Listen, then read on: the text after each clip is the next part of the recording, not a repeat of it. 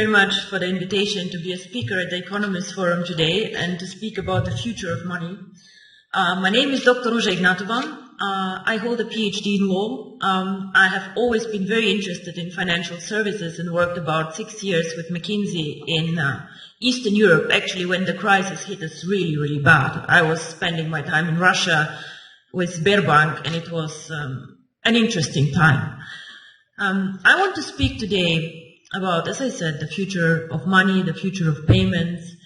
And I am, how to say, a bit sad to listen to the speaker before me, who are having such a gloomy outlook, focusing on all the issues that the region faces, and showing us a future where we have to do a lot of catching up in Eastern Europe, a lot of work, a lot of tasks, a lot of issues.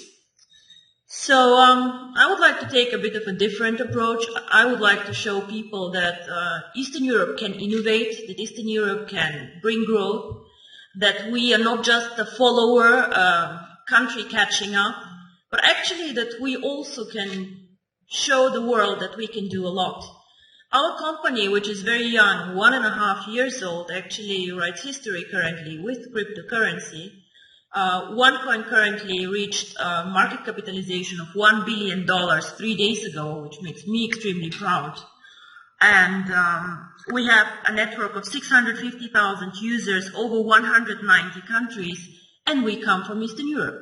We started actually in this country, we had the idea in this country, and we do not only describe the future of money, actually we take a very active approach of shaping the future of money.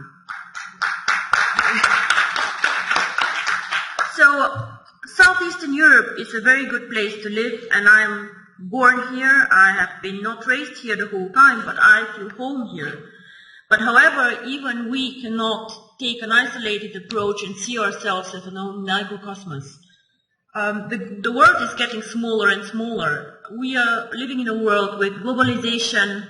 Technology is developing at a speed that makes me dizzy sometimes, seeing what happens around us. And all the innovative companies like Facebook, Google, Apple, all of them, unfortunately, are either not even coming from Europe, or like we are just a follower and just saving all our money in Eastern Europe, which is a lot of money for us to go and to buy the newest iPhone outside. So with globalization, the world becomes much smaller, much more transparent, and the needs of consumer and of companies actually change a lot.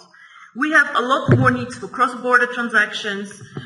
Even as a simple customer, I have to do a lot of shopping, a lot of things outside my country. So, of course, this is a need that we need and we have to address with a company.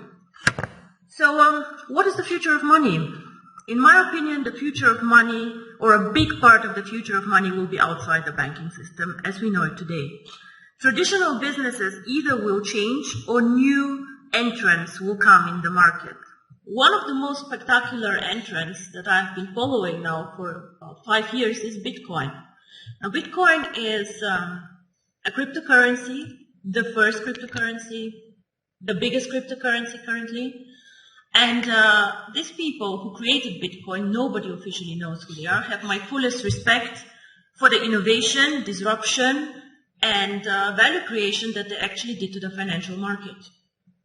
Of course, wherever there's value creation, speculators come, and a lot of turmoil can happen, but these people created something new and something really exciting.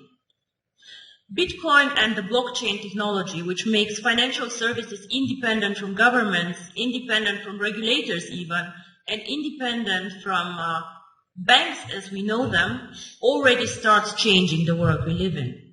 However, Bitcoin until now and the more sophisticated cryptocurrencies have been a payment system, an investment system for the either very sophisticated people out there with a very, very solid IT background, for the smart ones, or for the elite who has a lot of money and diversifies their portfolio with a new exotic investment like Bitcoins.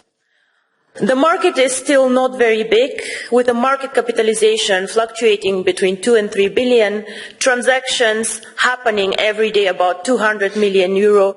So we still have a lot of potential to grow in the cryptocurrency market, but we see a start.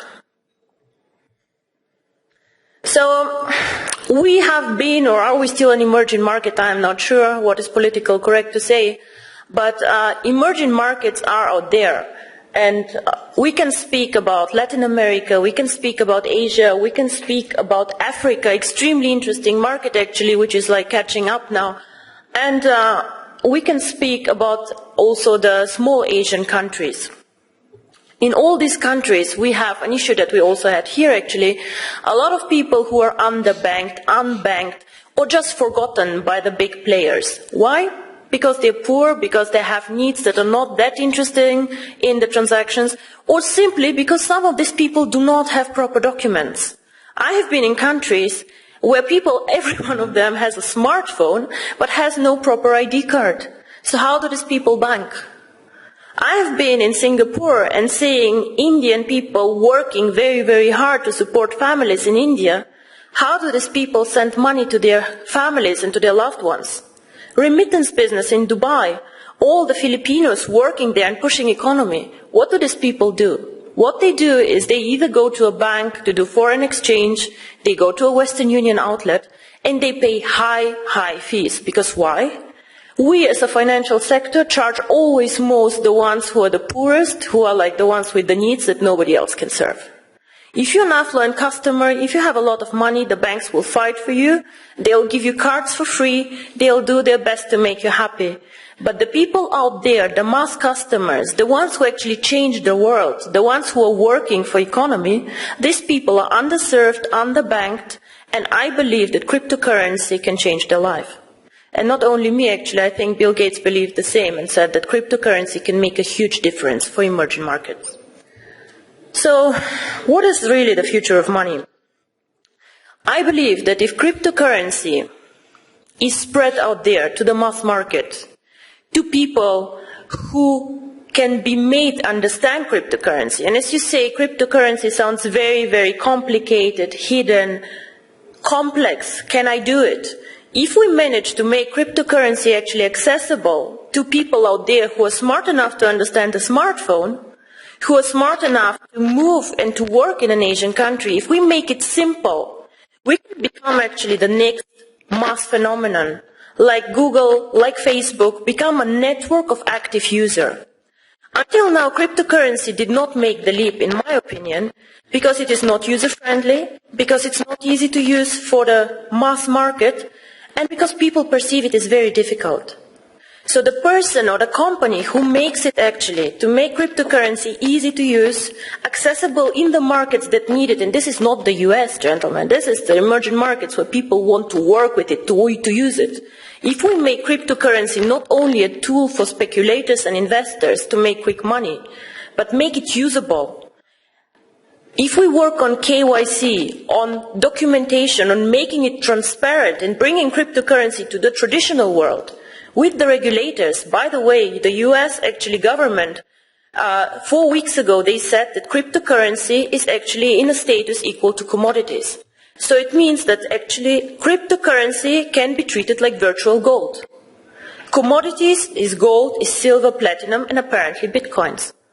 So the future of money can be searched, I think, outside the banking system because we are still more flexible, we do not fight the issues that the banks have, and because we think that the next big thing is based on technology, on the internet, and on the network phenomenon that we see in all these big companies out there. I think if we manage to provide a consistent strategy, a case to use the currency, and an easy access, which is aligned with the regulators out there, transparent, safe, cryptocurrency can actually be one of the preferred methods of payment, and not only bank transfers, card transfers, and all the traditional ways that we deal money with.